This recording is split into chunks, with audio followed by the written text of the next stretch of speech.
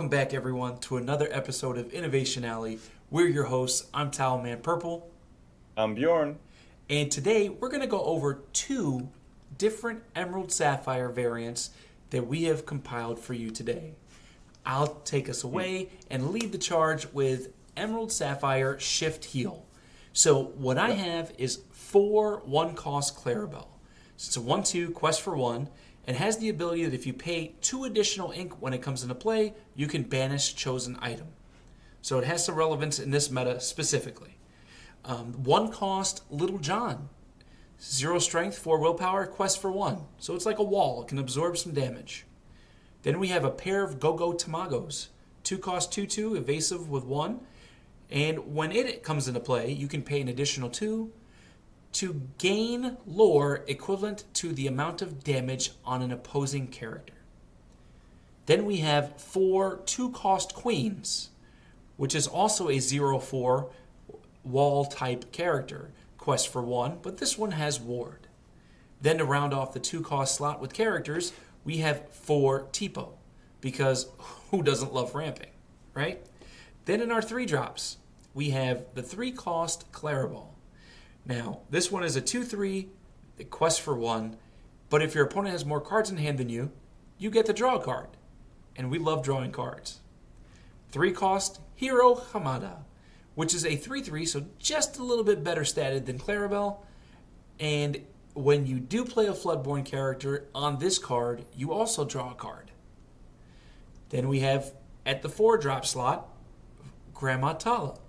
3-3, quest for 1, but it's a replacement effect. You look at the top 2, you put 1 in your hand, 1 on the bottom of the deck, and you're just increasing the card quality of your hand. Then at the 5-drop slot, we have the 5-cost Baymax. Okay, now this Baymax is going to be very relevant the same way that Hero and Clarabelle are, and we'll get to that in a moment. But this Baymax says when you play this character, or whenever he quests, you can remove up to 2 damage from another chosen character of yours and gain 1 lore for each 1 damage removed this way. Okay, and then we are going to go to our shift lines, which will make sense as to why we have our Little John, our the Queen, even Tipo, even though you don't need Tipo for anything, any shift line, it's just the ability to have it there is awesome. Both Clarabelles, the Hero Hamada, will start with the 6-cost Baymax with Universal Shift 4. It is a 5-5, it quests for 2, and the extra cool thing about this character specifically is when you play it, if you use the shift to play him, you can remove all damage from him. So your Little John and your the Queen can end up doing something a little extra because we play 2 copies of Grand Pabby as an additional finisher in the deck. Now, Grand Pabby is a 7-cost, 3-6, quest for 3, and whenever you remove 1 or more damage counters from one of your characters, gain 2 lore. Okay, so it works with both Baymaxes, and it also works with Popsicle, but we'll get to that in a minute. Then we have the Clarabelle Shift, 7-cost, shifts for 5, 5-6, quest for 2, and at the end of your turn, if your opponent has more cards in hand than you do, you can draw until you have an equivalent card count as your opponent. Okay, insane. Then the 7-cost Hero Hamada, which also shifts for 5. This one's a 4-6 and quests for 3. Now, this character says your Floodborn characters that have a card under them have evasive and ward. So theoretically, with the exception of B-Prep, these cards are just uncontrollable. They're unbanishable. They're problems. And that makes this a little extra step in the right direction. Makes you a menace to be dealt with at some point.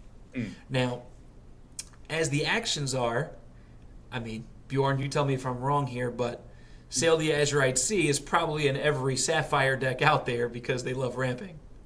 I mean, it's a classic, right? Yeah. So it draws a card and lets you ramp an additional card for a turn. Then how far I'll go? Are we far off here? 4-cost Song. You know, you look at the top 2, put 1 in the ink well exerted, the other one in your hand. You're just continually improving card quality of your hand. And then, of course, to top the deck off, 4 1-cost items in Popsicle. The card that is probably, or that should probably be on the chopping block in this current format because it turns on so many other cards in these Sapphire decks. Without it, it would probably be a little less hindering for the other Sapphire decks to do what they're doing.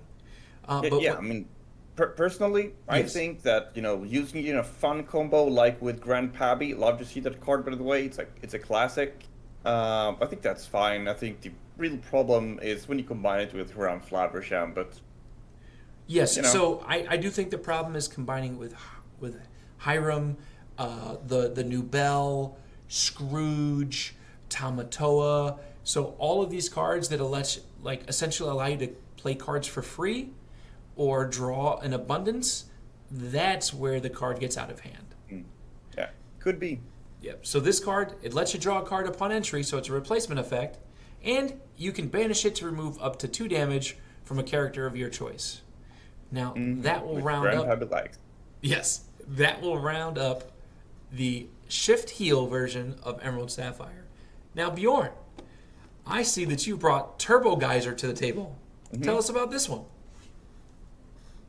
Yeah, I mean the concept is very simple. Why don't we just go turbo questing? Questing as much as humanly possible, like to ridiculous levels, right? Yes. We simply start off with Merfolk is here because it quests for 2. Simple. Yep. Fred is here because he basically quests for 3. Because you quest for 1, and then when he gets challenged, you get 2 more lore. Yeah, Pegasus that's is here huge. because it quests for it probably quests for a lot because it's evasive, so it's just gonna ping ping ping ping every single turn. Gogo Tamago is a finisher in this deck. Like if your opponent is going to challenge your characters a lot, so towards the end you're gonna be able to get at least 2-3 lore with this just from nowhere. Right. So that's pretty good. Olivia Flaversham, she quests for 3. What's more to say? 2 costs uninkable, quest for 3, great. So good. Robin Hood, another finisher. Just you can gain 1 lore for just paying 2 ink and playing him. That's pretty good. I Duke agree. Weaselton is, I suppose he's both. You play him early to quest, but he's also a finisher due to ward. The fact that they can't stop him from questing, pretty much. They can't get rid of him. You just play him down. He has a ward, and he always quests for 2. Yep. Ram Flaversham, same thing as his daughter Olivia Flaversham. 2 costs uninkable, quest for 3. It's great if you just wanna go turbo on the lore, right? You're playing the family. Absolutely. Look at Tipo. Yeah, man. I mean, Tipo can of course be used to get rid of some unwanted card that's clogging your hand and getting you ramping at the same time. And then Hey also ramps you, but from the top of your deck instead of from your hand. That's actually advantageous for sure. Yeah, I think that's pretty good. I think Hey is good. And Tadashi Hamada, I think I've showcased him in my Sapphire Steel deck, right? Yes. I still love him, right? Because he quests for 2, and then when the opponent takes him out, he becomes ink, and the top of your deck becomes ink. So he quests for 2, and then gives you 2 ink cards. I mean, that's just insane to me. Yes. I agree. Absolutely. It's a couple big Pegasuses, just, sometimes you want to shift that small Pegasus and give everyone else evasive, especially if we have, things that quest for 2 and 3. That's awesome. I think that Shift Pegasus is like a huge thing because it's also like an additional finisher for you. You get 2 full turns of questing. Oh, yeah, sure. You give the team evasive, that's kind of a problem for most decks. Yeah. And then we have, of course, just like you, I have the Baymax. Universal Shift 4 is really, really nice. I don't have any big bodies to put it on. I'm probably not going to use the healing effect because my stuff does not have high willpower. But regardless, I have so much cheap stuff, I can always shift on something, right? Yes. A 5/5 quest or 2 is never wrong. Especially, play Tipo on 2 on ramp, and then you shift Tipo on the next turn into Baymax. That is very fun. I agree. And then, of course, Ink Geyser. Turbo Geyser. Ink Geyser, yep. I love that card. You play it, and then both players go down to 3 ink. And that's fine for this deck, right? Like, what do we need more ink for? Maybe we need 4 ink, I guess, to shift the Baymax, but, that's fine. So we don't mind it. We don't mind going down to 3 ink. The opponent will mind it, probably. So it's just, we slow down the opponent so that we can just quest more. Yeah, I think they definitely mind if they're playing Sapphire, right? Mm-hmm. Because it sets those decks behind so much. They want to be ramping, and then we set them back down to 3. For sure a problem, right? Yeah. Then we have you came back. Just ready chosen character.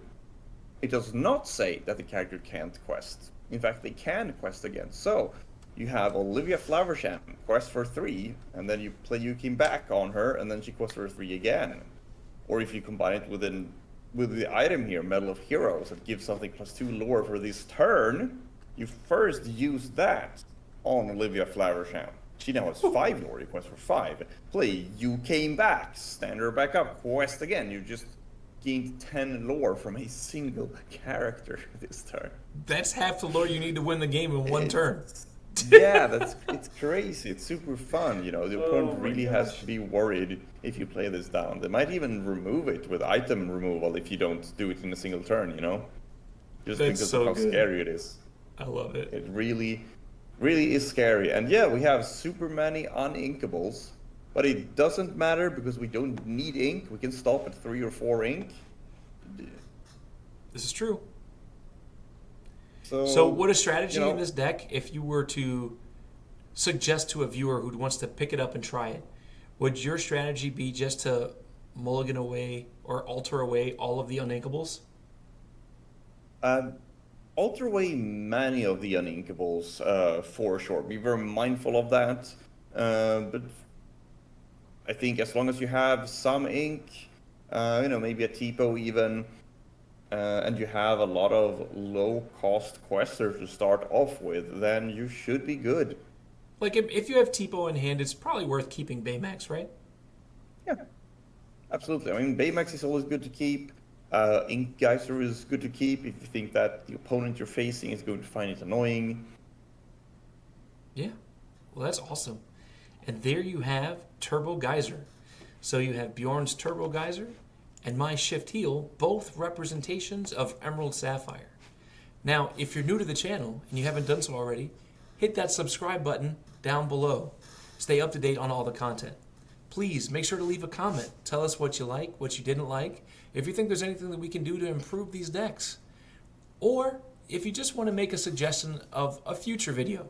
We're always reading the comments and open to all that you have to say. Also, make sure to read the description because we're also promoting our Metafy in there as well, so you can stay up to date on every source of content we can offer. That's the end of our Innovation Alley this week, and until the next one, keep innovating.